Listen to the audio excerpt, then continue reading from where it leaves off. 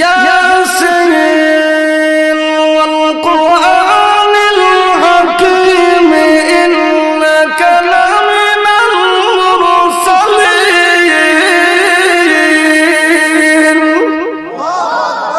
নবীজি তখন সূরা ইয়াসিন তেলাওয়াত করবেন, এমনি জান্নাতের ডাক দেব, আল্লাহ জান্নাত লাগানো, আল্লাহ জান্নাতের উপরে দিলমানের কোনো প্রয়োজন নাই, আল্লাহ জান্নাতের বাড়ি গাড়ির কোনো প্রয়োজন নাই, জান্নাতের বড়ের কোনো প্রয়োজন নাই, জান্নাতের নাজ নিয়ামতের কোনো প্রয়োজন নাই। আল্লাহ বিশ্ব নবীর কণ্ঠ শোনায় দাও, আল্লাহ রাব্বুল আলামিন ডাক দেবেন, ডাক দেবেন জান্নাতেরা, বিশ্ব নবীর কণ্ঠ শোনা যদি তোমরা পাগল হয়ে যাও, আমার কণ্ঠ কি তোমরা শুনতে না?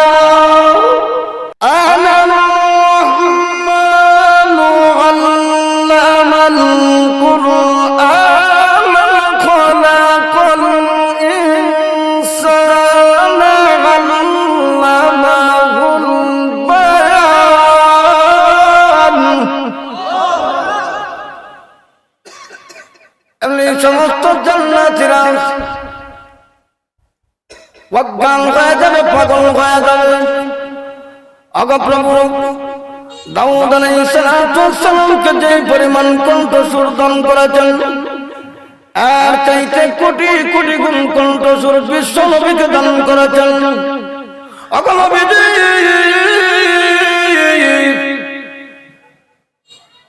বিশ্ব নবীর কণ্ঠর চাইতে কি পরিমাণ কণ্ঠস্বর আপনার অন্তর দ্বারা কল্পনা করতে পারি নাই, জীবনে কোনোদিন ভাবিও নাই, কোনোদিন কল্পনা করতে পারি নাই, কান দ্বারা কোনোদিন শুনিও নাই।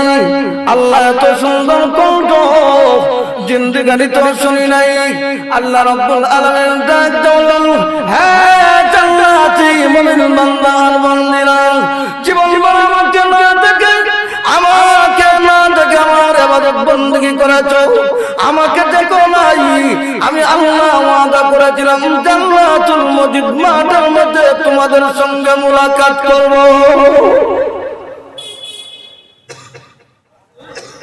আল্লাহ জান্নাতুল মজিদ মাঠের মধ্যে দেখা যাবে। সুবহানাল্লাহ, আস্তে কোন আল্লাহর কি দুনিয়াতে দেখা যাবে?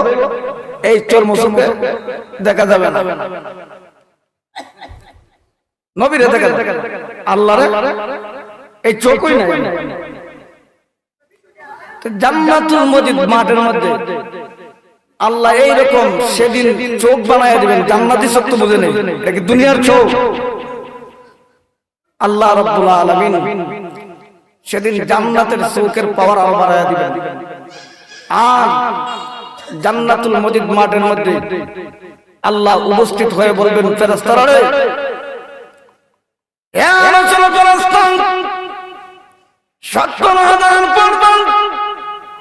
উপর থেকে উঠাও, আমি আল্লাহ জান্নাতুল মজিদ মাঠে আমি আমার মুমিন বান্দার বান্দিকে দেখা দিব, আমি আমার মুমিন বান্দার বান্দিকে দেখা দিব। মুফাসসিরুন কেরাম বলেন, আল্লাহ তখন দেখা দিবেন এমন সমস্ত জান্নাতীরা, মুমিন বান্দার বান্দিরা তখন সিজদায় পড়ে যাবে। যখন সিজদায় পড়ে যাবে তখন 50,000 বছর চলে যাবে। আল্লাহ রাব্বুল আলামিন ডাক দেবেন, ও জান্নাতি মুমিন বান্দার বান্দিরা, তোমরা আমাকে দেখে কেন সিজদায় চলে গেছো? এমনি মুমিন বান্দার বান্দিরা বলবে, আল্লাহ আমাদের চোখ আর সামলাইতে পারে নাই, আপনার নূরের তাজাল্লি সামলাইতে পারে নাই, আমাদের দৃষ্টি নিচের দিকে চলে গেছে। 50,000 বছর সিজদা দেওয়ার পরে আল্লাহ তখন ডাক দেবেন, মুমিন বান্দার বান্দারা রে, মাথা উঠাও। মাথা যখন উঠানো হবে, এমনি একজন আরেকজনের দিকে তাকায়া, কোন সময় ঘুমাইছিলাম রে, কোন সময় সিজদা দিছিলাম, আল্লাহ তখন ডাক দেবেন, ও মুমিন বান্দার বান্দিরা, আমি আল্লাহকে 50,000 বছর আগে আমি আল্লাহকে দেখেছিলে, ওই যে সিজদা দিয়েছো এর ভিতরে 50,000 বছর অতিবাহিত হয়ে গেছে। আমার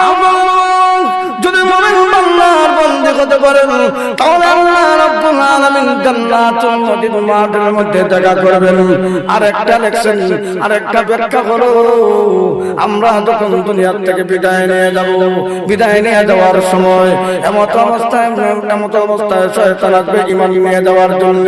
মুমিন বান্দা আর বান্দির যখন আল্লাহ বলেন আমি মুমিন বান্দা আর বান্দিকে আমি আল্লাহ আসমান থেকে ফেরেশতা পাঠায়া দিয়া আমি আল্লাহ মরণের সময় সাহায্য করি। যদি তোমরা মুমিন বান্দা আর বান্দি হতে পারো, যদি নেক আমল করতে পারো, তখন তোমার ঈমান নিয়ে যাওয়ার জন্য যখন শয়তান আসবে আমি আল্লাহ আসমান থেকে রহমতের ফেরেশতা পাঠায়া দিয়া সাহায্য করব। আল্লাহ রাব্বুল আলামিন আয়াতে বলেন ইন্নাল্লাযীনা ক্বালু রাব্বুনাল্লাহ সুম্মা ইসতাকামু তাতানাজ্জালু আলাইহিমুল মালাইকাতু আল্লা তাখাফু ওয়া লা তাহজানু ওয়া আবশিরু বিল জান্নাহ। আল্লাহ রাব্বুল আলামিন বলেন যদি মুমিন বান্দা বান্দা হতে পারো, আমার মুমিন বান্দা বান্দিরা ইন্নাল্লাযীনা ক্বালু রাব্বুনাল্লাহ, মুমিন বান্দা আর বান্দিরা বলে নিশ্চয়ই যারা বলে রব আমার আল্লাহ, সুম্মা ইসতাকামু এর উপর অটল অবিচল থাকে, সুম্মা ইসতাকামু সুখের সময় রবকে ভুলে যায় নাই, দুঃখের সময় রবকে ভুলে যায় নাই, অসুস্থ হইলে পরে রবকে ভুলে যায় নাই, বিপদের সময় রবকে ভুলে যায় নাই, সর্বাবস্থায় রবকে রব হিসাবে মানবে, রবকে রব হিসাবে মানবে যারা সর্বাবস্থায় রবকে রব হিসাবে যারা মানবে। আল্লাহ বলেন এমত অবস্থায় আমি আল্লাহ মরণের সময়, আমি আল্লাহ সাক্ষাতের সময় যখন উপর টানার আরম্ভ হয়ে যাবে, শয়তান আসবে মা বাবার সুরত করে। আব্দুল্লাহ ইবনে মাসউদ বলেন মা বাবার সুরত করে শয়তান আসবে, আসার পরে বলবে বাবারে আমরা কোরআন মানার কারণে, আমরা কোরআন অনুযায়ী আমল করার কারণে আমরা জাহান্নামী হয়েছি। কবরে এসে দেখলাম, কবরে এসে আমি নিজের চক্ষু দেখে এসেছি। আর মোল্লারা তোমাদেরকে বুঝাইছে কোরআন অনুযায়ী আমল করলে জান্নাতে যাওয়া যাবে। কে বলবে? শয়তান বলবে তুমি মোল্লারা তোমাদেরকে বুঝাইছে, মোল্লা মৌলবীরা মৌলবাদীরা তোমাদেরকে বুঝাইছিল কোরআন অনুযায়ী আমল করলে জান্নাতে যাওয়া যাবে। তারা হুজুরদের কাছ থেকে শিক্ষা করে বলেছে শয়তান ধোঁকা দিবে। আমি হইলাম তোর মা বাবা, আমি স্বচক্ষে কবরে জাহান্নামে হয়ে এসেছি। আল্লাহ বলেন এমন মুসিবতের সময় এক সময় মা বাবার সুরত ধারণ করে যখন শয়তান আসবে ঈমান নিয়ে যাওয়ার জন্য, তখন মুমিন বান্দা বান্দিরা আর নাফরমান বান্দা এমন বিপদের মধ্যে পড়বে। একদিকে দেখবে তার মা বাবার সুরত আকৃতি, আর একদিকে সাকরাতের আযাব। এমন অবস্থায় আল্লাহ বলেন যদি আমি আল্লাহকে যদি তোমরা দুনিয়া থেকে আমি আল্লাহকে যদি তোমরা মেনে দুনিয়া থেকে বিদায় নিয়ে দিতে পারো, তাহলে মরণের সময় আমি আল্লাহ আসমান থেকে ফেরেশতা পাঠায়া দিয়া তাতানাজ্জালু আলাইহিমুল মালায়েকা ফেরেশতা পাঠায়া দিয়া রহমতের ফেরেশতা পাঠায়া দিয়া শয়তানকে দেখায়া দিব এটা হলো শয়তান। তখন ফেরেশতারা বলবে এটা তোমার কোনো মা বাবা নয়, এটা হলো শয়তান, শয়তানকে তাড়িয়ে দাও। ফেরেশতারা শয়তানকে তাড়িয়ে দিবে। আল্লাহ বলেন এমন সময় আমি আল্লাহ মুমিন বান্দার বান্দিকে ঈমান নিয়ে দেওয়ার জন্য যখন শয়তান আসবে মা বাবার সুরত ধারণ করে, এমন সময় ফেরেশতা পাঠায়া দিয়া আমার মুমিন বান্দার বান্দিকে সাহায্য করব।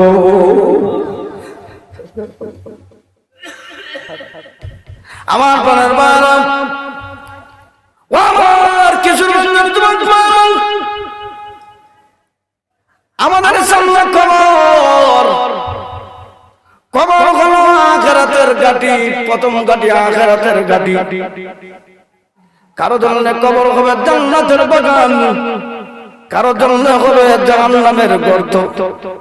আপনারা বলতে পারেন অনেক সময় টিটকারি করে মস্করা করে শাস্ত্র পয়সা হুজুর মরলে পরে কবর আছে, হাসর আছে, মিজান আছে, পুলিশিরাত আছে, অনেক গাড়ি পার করেন না জাহান্নামও যাইব, তাহলে নামাজ রোজা পড়ে লাভটা কি হইল? এরকম কয় কিনা বলেন না? নবীজি বলেন মিশকাত শরীফের হাদিস, মানুষ মারা যাওয়ার পরে দুইজন ফেরেশতা আসবে, আসার পরে মুমিন বান্দা আর বান্দিকে তিনটা প্রশ্ন করা হবে, নাফরমানকে তিনটা প্রশ্ন করা হবে। মিশকাত শরীফের হাদিস, ফায়াকুলানা মান রাব্বুকা, তোমার রব কে? ফায়াকুলানা মা দীনুকা, তোমার ধর্ম কি? ফায়াকুলানা ওয়া মান হাযাল লাযী বুইসা ফীকুম, তোমাদের নিকট একজন লোক প্রেরণ করা হয়েছে, লোকটা কে ছিল? এমনি লোকটা যদি সত্যিকার অর্থে নবীর অনুসরণ করে থাকে, নবীর সুন্নাহ মোতাবেক জীবন পরিচালনা করে থাকে, যদি ইসলাম অনুযায়ী জিন্দেগি পরিচালনা করা থাকে, যদি সে আল্লাহর বিধিবিধান মেনে থাকে, আপনি মাদ্রাসায় পড়েন বা নাই পড়েন, আপনার জবান দিয়ে অটোমেটিক বাইর হবে ফায়াকুলানা মান রাব্বুকা, যখন বলা হবে এমনি তার জবান দিয়ে বাইর হবে ফায়াকুলু রাব্বি আল্লাহ। আপনারা বলতে পারেন হুজুর আমরা তো মাদ্রাসায় যাই নাই, মাদ্রাসার কাছেও যাই নাই, আমরা কেমনে জবাব দিব? একটা উদাহরণ দিলে বুঝতে পারবেন। আপনারা ফুটবল খেলছেন, ফুটবল খেলছেন তো এখন দিনের বেলা অনেক সময় ফুটবল খেললে ঘুমাইলেও গোল করে ডাক মারে, এরকম আছে না আমাদের সাথী ভাইরা? কেন দিনে যা কইছে রাত্রে ঘুমাইয়া যাবে উচ্চারণ। আল্লাহ বলেন যারা নাকি আমি আল্লাহকে রুকু থেকে সুবহান রাব্বিয়াল আযীম বলবে, সিজদা থেকে সুবহান রাব্বিয়াল আলা বলবে, দিনের মধ্যে দিন রাত 24 ঘন্টা যারা আমি আল্লাহকে রবের নাম উচ্চারণ করবে, ফেরেশতারা যখন কবর জগতে জিজ্ঞাসা করবে ফায়াকুলানা মান রাব্বুকা, এমনি অটোমেটিক তার জবান দিয়ে বাইর হয়ে আসবে ফায়াকুলু রাব্বি আল্লাহ। সুবহানাল্লাহ। আমার বক্তব্য বলেন ফায়াকুলানা মা দীনুকা, তোমার ধর্ম কি ছিল? যদি সত্যিকার অর্থে ইসলাম ধর্মের অনুসরণ করে থাকেন, ইসলাম ধর্ম মতে জিন্দেগি পরিচালনা করে থাকেন, এমনি জবান দিয়ে বাইর হয়ে আসবে ফায়াকুলু দীনুল ইসলাম, আমার ধর্ম ছিল ইসলাম, আমার ধর্ম ছিল ইসলাম। আবার প্রশ্ন করা হবে ফায়াকুলানা ওয়া মান হাযাল রাজুলাল্লাযী বুইসা ফীকুম, এই লোকটাকে তোমাদের নিকট প্রেরণ করা হয়েছিল যদি সত্যিকার অর্থে নবীর সুন্নাহ মোতাবেক একেবারে প্রস্রাব পায়খানা থেকে নেয়া, বিবাহ শাদী থেকে নেয়া, ঘুমানো থেকে নেয়া, যদি নবীর সুন্নাহ মোতাবেক জিন্দেগি পরিচালনা করে থাকেন, আপনার পুরো দেহের ভিতরে যদি নবীর সুন্নাত থাকে, নবীর সুন্নাত যদি দাঁড়িয়ে থাকে, একবারে পা থেকে নেয়া একবারে মাথা পর্যন্ত, টুপি পর্যন্ত যদি নবীর সুন্নাহ মোতাবেক জীবন পরিচালনা করে থাকেন, খালি আশিক হইলেই হবে না, নবী আপনাকে ভালোবাসি এই কথা বললেই হবে না, নবীর সুন্নাহ মোতাবেক যদি বাস্তবে আপনার জীবনকে সাজাইতে পারেন, এমনি আপনার জীবন দিয়ে অটোমেটিক বাইর করে দিবে আল্লাহ।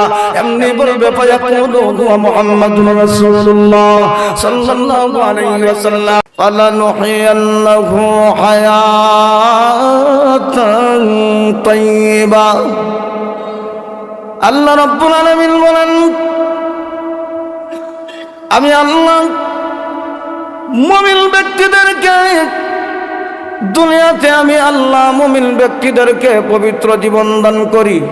পবিত্র জীবন বলতে আমি আল্লাহ পেরেশানি মুক্ত জিন্দেগি দান করি, চিন্তা টেনশন মুক্ত জিন্দেগি দান করি। আমার প্রাণের ভাইরা ও আমার কিশোরগঞ্জের যুবক ভাইরা লক্ষ্য করে দেখেন, আপনার অনেক টাকা আছে, অট্টালিকা বিল্ডিং আছে, টাকা পয়সার অভাব নাই, যদি মনের ভিতরে পেরেশানি থাকে তাহলে আপনি কি শান্তিতে বসবাস করতেছেন? না, টাকা হইলে শান্তি নয়। আপনার অট্টালিকার মালিক হতে পারেন, গাড়ির মালিক হতে পারেন, যদি পেরেশানি থাকে, ব্যাংকের মধ্যে ঋণ খেলাপি থাকে, আপনার ব্যাংকের মধ্যে যদি ঋণ খেলাপি থাকে, আপনার যদি কিস্তি থাকে, তাহলে শান্তি নয়। আল্লাহ বলেন যাদের ভিতরে ঈমান আছে আর কেমন আছে, আমি আল্লাহ রাব্বুল আলামিন এদেরকে পবিত্র জীবন দান করি। অর্থাৎ আমি আল্লাহ এদেরকে পেরেশানি মুক্ত জিন্দেগি দান করি, চিন্তা মুক্ত জিন্দেগি দান করি, অভাব অনটন মুক্ত জিন্দেগি দান করি।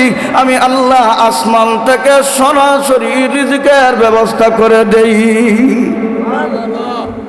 আমার কোনের বাং সাহাবায়ে কেরামের দিকে তাকায় দেখেন, সাহাবায়ে কেরামরা তারা দুনিয়াতে যেমন ভাবে সফল কাম হয়েছেন, আখিরাতের জন্য তারা সফল কাম, তারা দুনিয়ার জন্য সফল কাম, আখিরাতের জন্য সফল কাম ছিলেন। আল্লাহ রাব্বুল আলামিন এদেরকে দুনিয়াতে আল্লাহ জান্নাত থেকে খাবারের ব্যবস্থা করেছেন। আল্লামা জালালউদ্দিন সুয়ুতী রহমাতুল্লাহ আলাইহি তাফসীরে জালালাইনের মধ্যে একটা ঘটনা উল্লেখ করেছেন। আশআরি গোত্রের লোকেরা তারা ইয়ামন থেকে হিজরত করবে মদিনায়।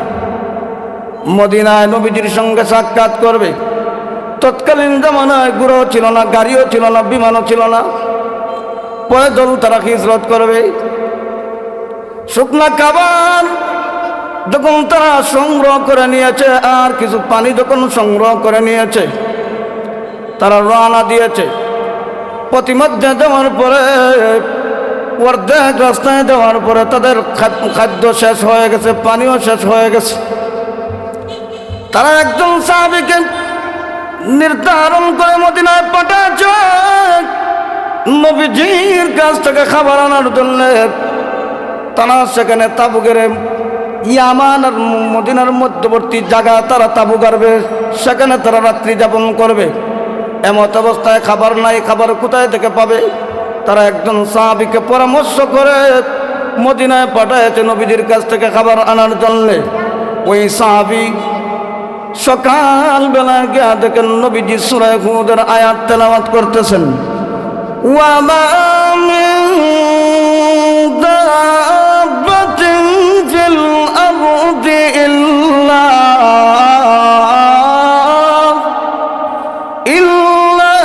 আলাল্লাহি রিজকুহা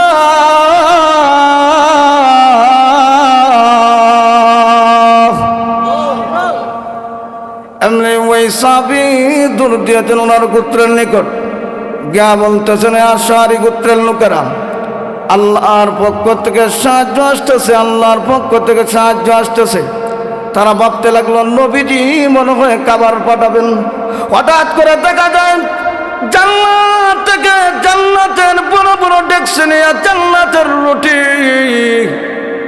আর গোশত নিয়ে ফেরেশতারা চলে আসছেন আশআরি গোত্রের নিকট। তারা রুটি আর গোশত দিয়ে তারা চলে গেছে। আশআরি গোত্রের লোকেরা তারা ভাবতে লাগলো মনে হয় নবীজির কাছ থেকে তারা মেহমান হিসাবে এসেছে খাবার দেওয়ার জন্য। তারা ডাকতেছে, হে নবীর মেহমান, আমাদের সঙ্গে খাবারে জড়িত হও। তারা তো ফেরেশতা, তারা তো কোনো খাবার খাবে না, তারা চলে গেছে। সাহাবায়ে কেরামরা তৃপ্তি সহকারে খাবারগুলো ভক্ষণ করলেন। সেটা তো জান্নাতি খাবার, বরকতি খাবার। সাহাবায়ে কেরামরা যখন তৃপ্তি সহকারে ভক্ষণ করলেন, কিছু খাবার অবশিষ্ট বাকি রয়েছে। ওই খাবারগুলো নবী আলাইহিস সালাতু ওয়াসসালামের কাছে ফিরিয়ে দিবেন। সাহাবায়ে কেরামরা ঐক্যবদ্ধ হইলেন। তারা পরামর্শ করলেন। আবার যখন মদিনায় রওনা করলেন, মদিনায় যাওয়ার পরে নবীজির সঙ্গে যখন সাক্ষাৎ হয়েছে, নবীজিকে সাহাবায়ে কেরামরা বলতেছেন, ইয়া রাসূলুল্লাহ, ইয়া হাবিবাল্লাহ, ওগো নবীজি, আমাদের একজন সাহাবীকে নির্ধারণ করে পাঠাইছিলাম খাবার নেওয়ার জন্য। ওগো নবীজি, কিছু খাবার বাকি রয়েছে, ওই খাবারগুলো সাহাবায়ে কেরামের সামনে বন্টন করে দেন। আল্লাহর নবী ডাক দিয়ে বলেন, সাহাবীরা রে, আমি তো কোনো খাবার পাঠাই নাই।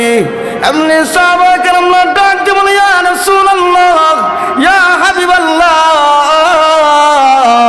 ওগো নবীজি, একজন সাহাবীকে নির্ধারণ করে পাঠাইছিলাম খাবার নেওয়ার জন্য। আল্লাহর নবী ডাক দিয়ে বলেন, হ্যাঁ আশআরি গোত্রের লোকেরা, আমার কাছে তো কেউ খাবারের জন্য আসে না। বলে একজন সাহাবীকে নির্ধারণ করে পাঠাইছিলাম খাবার নেওয়ার জন্য। বলে যেই সাহাবীকে পাঠাইছিলাম ওই সাহাবীকে আমার সামনে নিয়ে আসো। আল্লাহর নবীর সামনে যখন হাজির করা হলো, আল্লাহর নবী জিজ্ঞাসা করলেন, হ্যাঁ সাহাবী, তুমি কি আমার কাছে খাবারের জন্য আসছিলে? এমনি সাহাবী ডাক দিয়ে বলেন, ইয়া রাসূলুল্লাহ, ইয়া হাবিবাল্লাহ, ওগো নবীজি, সকালবেলা এসে দেখি আপনার সূরা হুদের আয়াত তেলাওয়াত করতেছেন। ওয়া মা মিন দাব্বাতিন ফিল আরদি ইল্লা আলাল্লাহি রিজকুহা। ওগো নবীজি, পৃথিবীতে বিচরণকারী এমন কোন প্রাণী নাই যার রিজিকের জিম্মাদার আল্লাহ গ্রহণ করেন নাই। ওগো নবীজি, আপনি কি মানুষের হায়াতের মালিক? নবী বলেন না, আমি তো মানুষের হায়াতের মালিক নয়। ওগো নবীজি, আপনি কি মানুষের জিন্দেগির মালিক? নবী বলেন না, আমি তো মানুষের জিন্দেগির মালিক নয়। ওগো নবীজি, আপনি কি মানুষের পাল্লেওয়ালা? নবী বলেন না, আমি তো মানুষের পাল্লেওয়ালা নয়। ওগো নবীজি, আপনি কি মানুষের রিজিকের মালিক?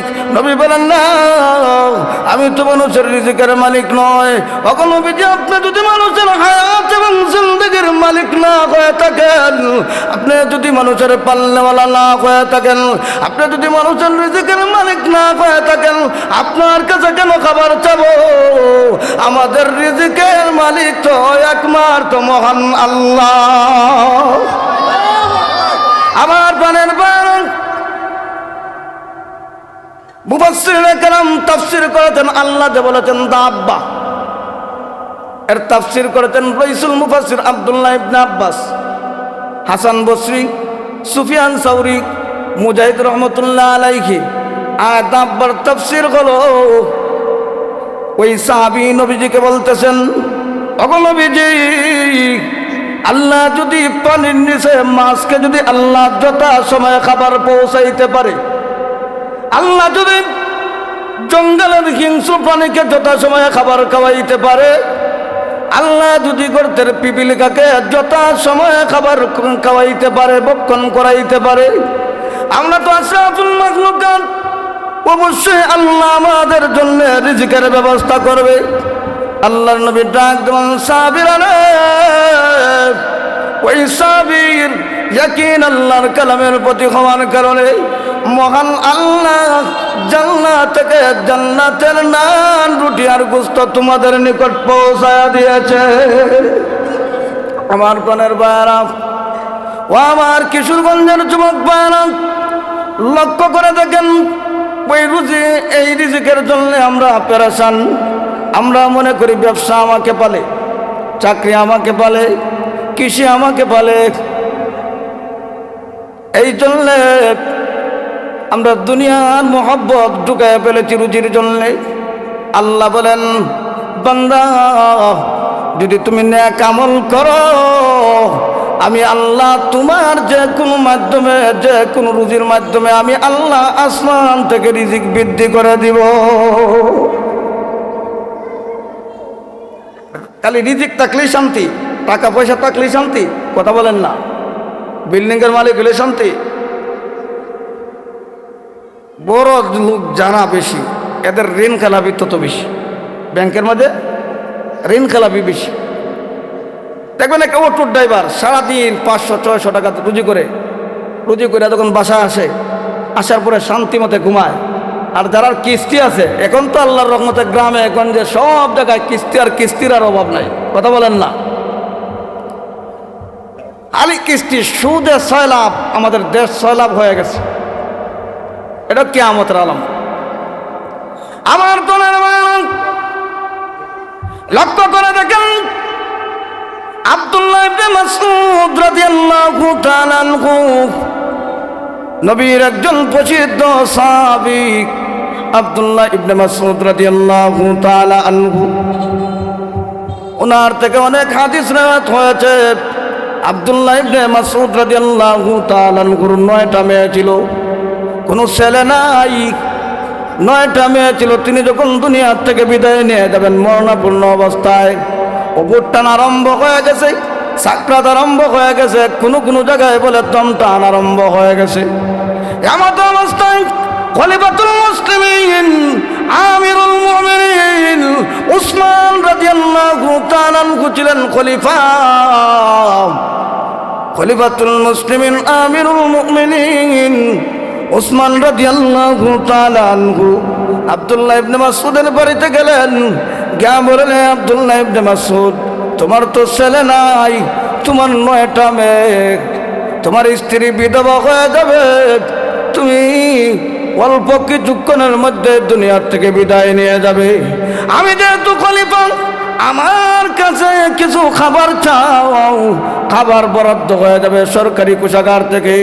আব্দুল্লাহ ইবনে মাসউদ বলেন, হ্যাঁ উসমান, তুমি কি নবীর সাহাবী না? বলে হ্যাঁ আমি নবীর সাহাবী। তুমি কি আল্লাহর কালাম পড়ো নাই? বলে হ্যাঁ পড়েছি। এমনি আব্দুল্লাহ ইবনে মাসউদ রাদিয়াল্লাহু তাআলা আনহু ডাক দিয়ে বলেন, হ্যাঁ উসমান, আমার 9টা মেয়ে, এই 9টা মেয়েকে সূরা ওয়াকিয়ার হাফেজা বানায়া দিয়েছি। আল্লাহর নবী তো বলেছেন যে করে মাগরিবের নামাজের পরে সূরা ওয়াকিয়া পাঠ হবে, এই করে আল্লাহ রাব্বুল আলামিন রিজিকের ব্যবস্থা করে দিবেন। আবার 9টা মেয়েকে সূরা ওয়াকিয়ার হাফেজা বানায়া দিয়েছি। আল্লাহ রাব্বুল আলামিন আসমান থেকে আমার মেয়ের জিম্মাদারিত্ব গ্রহণ করবেন। আমার প্রাণের বাপ আল্লাহ রাব্বুল আলামিন বলেন, যাদের ভিতরে ঈমান আছে আর নেক আমল আছে, আমি আল্লাহ রাব্বুল আলামিন এদেরকে মুমিন বলি। পুরুষ হোক অথবা নারী হোক, এদেরকে কোরআনের ভাষায় মুমিন বলা হয়। আর মুমিন ব্যক্তিদেরকে আল্লাহ রাব্বুল আলামিন আসমান থেকে রিজিকের ব্যবস্থা করে দিবে, বরকতওয়ালা রিজিকের ব্যবস্থা। আমরা এই রিজিকের জন্য অনেক পেরেশানি করি। রিজিক বন্টন আর রিজকু মাকসুম, রিজিক বন্টন হয়ে গেছে। আপনি যেতই লাফালাফি করেন না কেন, এই পৃথিবীতে আল্লাহ নিজাম অনুযায়ী, সিস্টেম অনুযায়ী মানুষ সৃষ্টি করেছে। রিক্সার ড্রাইভার যদি না থাকে, তাহলে আপনি রিক্সা সার হবেন কিভাবে? যদি ইমাম সাহেব না থাকে, মসজিদ চলবে? যদি সবাই বিমানের পাইলট হয়ে যায়, তাহলে রিক্সা চালাইব কে?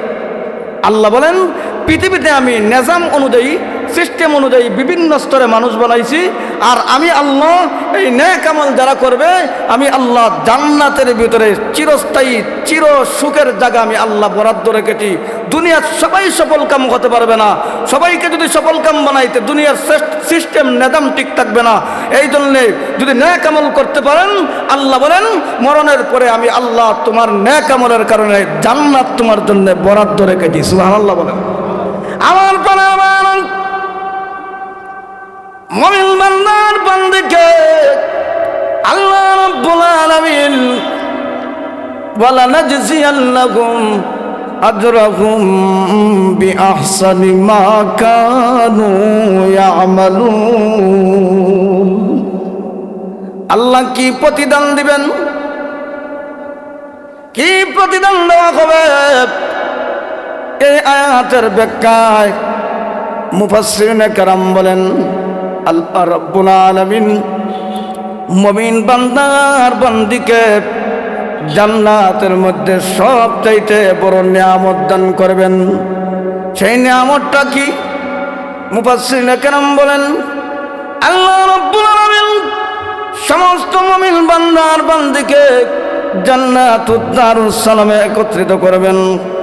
করার পরে আল্লাহ ডাক দিয়ে বলবেন, ও মুমিন বান্দার বান্দি, আমি আল্লাহ যা ওয়াদা দিয়েছিলাম, দুনিয়ার জগতে যা ওয়াদা দিয়েছিলাম তা কি তোমরা পেয়েছো? এমনি সমস্ত মুমিন বান্দার বান্দিরা বলবে, আল্লাহ এর চাইতে কোটি কোটি গুণ বেশি পেয়েছি। আপনার যা ওয়াদা দিয়েছিলেন এর চাইতে 97 গুণ বেশি পেয়েছি। আল্লাহ বলবেন, ও জান্নাতি মেহমান, জান্নাতি মেহমান রে,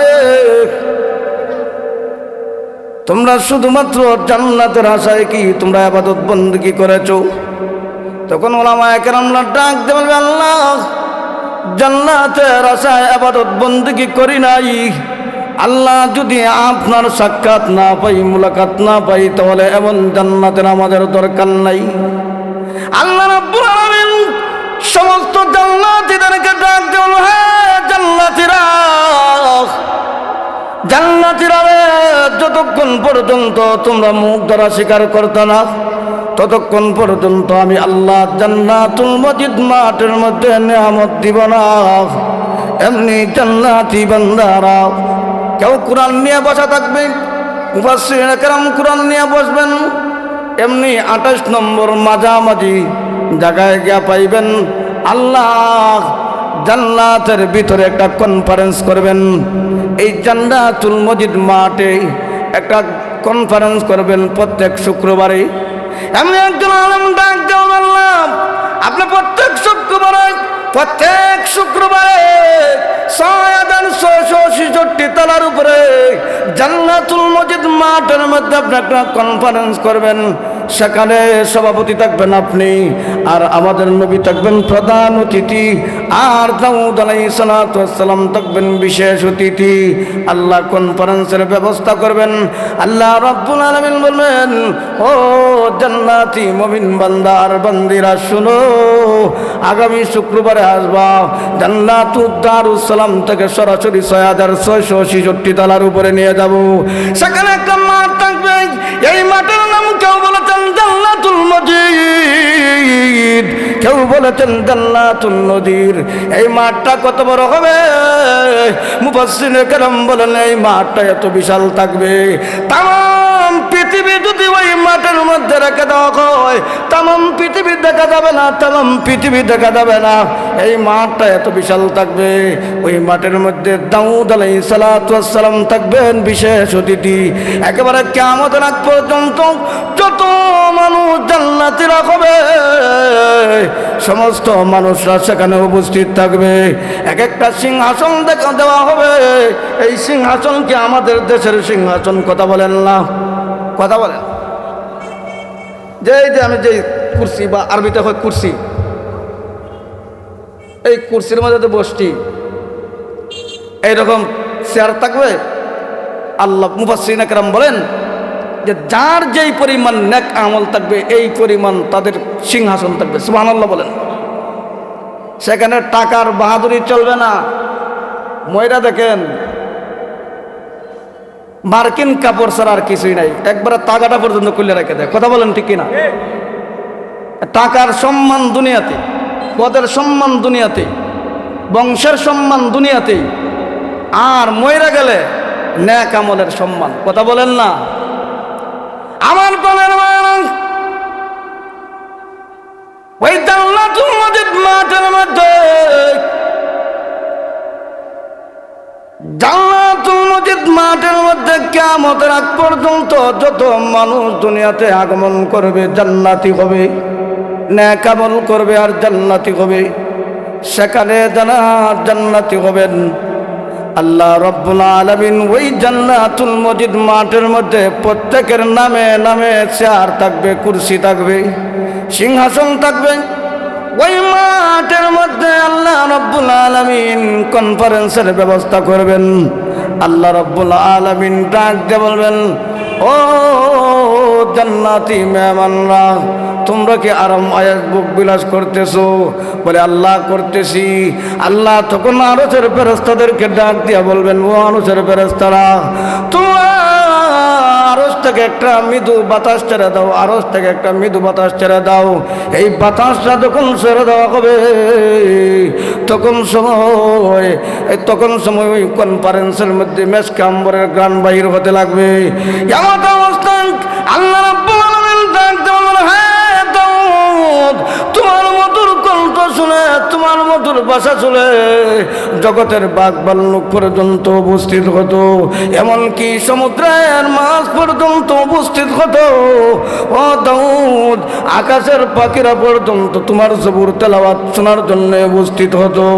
ও দাউদ, আজকে আমার জান্নাতি বান্দাদেরকে একটু কোরআন তেলাওয়াত পড়ে শোনায়া দাও।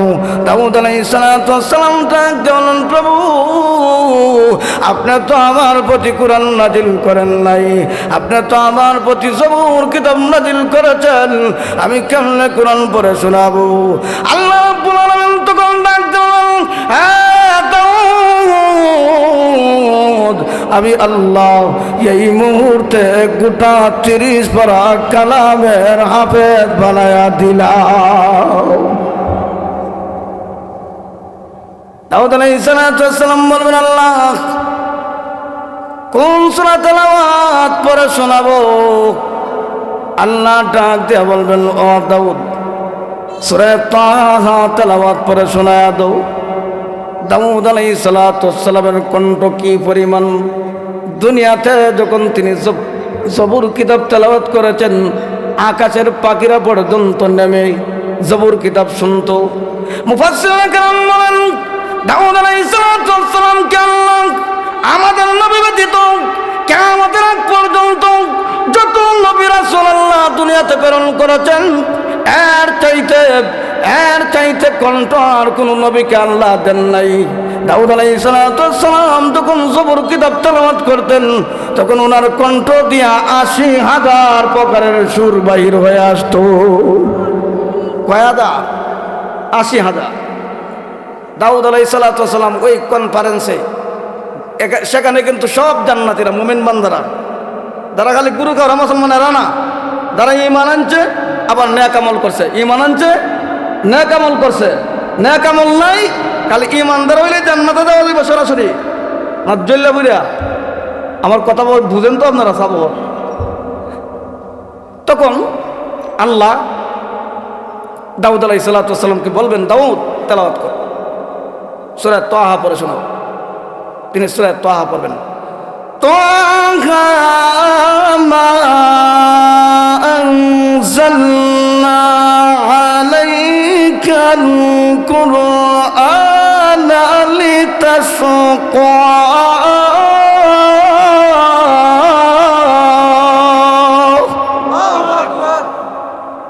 এমনি জান্নাতীরা বললেন, আগো প্রভু জান্নাত লাগে না, জান্নাতের ঘুরে গিলমানের প্রয়োজন নাই, জান্নাতের অট্টালিকার কোনো প্রয়োজন নাই, জান্নাতের বাড়ি গাড়ির কোনো প্রয়োজন নাই, আল্লাহ জান্নাতের ঘুরে গিলমানের কোনো প্রয়োজন নাই।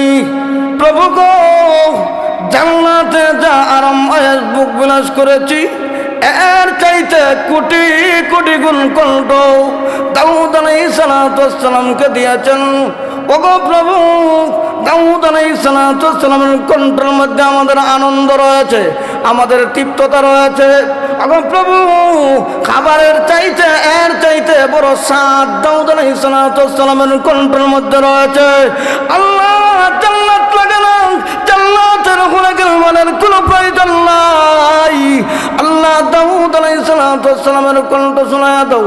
আল্লাহ রাব্বুল আলামিন ডাক দিয়ে বলবেন, ও জান্নাতি মেহমান। দাউদ আলাইহিস সালাম তেলাওয়াত বন্ধ করে দিবেন, এমনি সমস্ত জান্নাতীরা মারহাবা বলে সিংহাসন থেকে দাঁড়ায়া যাবে। দাউদ আলাইহিস সালাম যখন তেলাওয়াত করবেন, মারহাবা কইয়া সবাই সিংহাসন থেকে দাঁড়ায় কবে, আল্লাহ দাউদ আলাইহিস সালামের কণ্ঠ শোনায়া দাও। আল্লাহ বলবেন, ও জান্নাতীরা, নীরব হও, স্তব্ধ, থামো। হ্যাঁ জান্নাতী মেহমান, দাউদ আলাইহিস সালামের কণ্ঠর চাইতে এর চাইতে আরো বেশি মধুর কণ্ঠ সুর রয়েছে। আল্লাহ আরো কি আছে? বলে হ্যাঁ আছে। বলে আমি আল্লাহ বিশ্ব নবীকে এর চাইতে কণ্ঠ সুর দান করেছি। ও জান্নাতি মুমিন বান্দা আর বান্দিরা, তোমার দাউদ আলাইহিস সালামের কণ্ঠ শুনে তোমরা পাগল হয়ে গেছো, আমার নবীর কণ্ঠ কি শুনতে হয় না? আল্লাহ রাব্বুল আলামিন ডাক দিয়ে বলবেন, ওগো নবীজি, ওই কোরআন অনুযায়ী ওই কোরআন প্রচার করার কারণে মক্কার বেঈমান কাফেররা আপনার গায়ে আঘাত করেছে, আপনার রক্ত মুবারক ঝরেছে, তায়েফের জমিনে আপনার গায়ে পাথর নিক্ষেপ করেছে। ওই কোরআন প্রচার করার কারণে ওগো নবীজি, ওই কোরআন অনুযায়ী তারা আমল করে আজকে জান্নাতুল মজিদ মাঠের মধ্যে এসেছে। ওগো নবীজি, আপনি এদেরকে কোরআন তেলাওয়াত পড়ে শোনায় দাও। আল্লাহর নবী ডাক দিয়ে বলবেন, ওগো আল্লাহ।